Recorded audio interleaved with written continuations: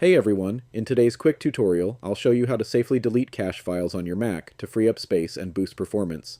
If you find this helpful, don't forget to like the video and subscribe for more simple tech tips. Let's jump right in. First, open Finder from your dock. Then, go to the top of your screen and click Go in the menu bar. While the drop-down is open, hold down the Option key. This will reveal a hidden library option. Click on it. Inside the library folder, find and open the caches folder. Now to select everything inside, go to the Edit menu in the top left and choose Select All. Next, click File in the top menu and select Move to Bin.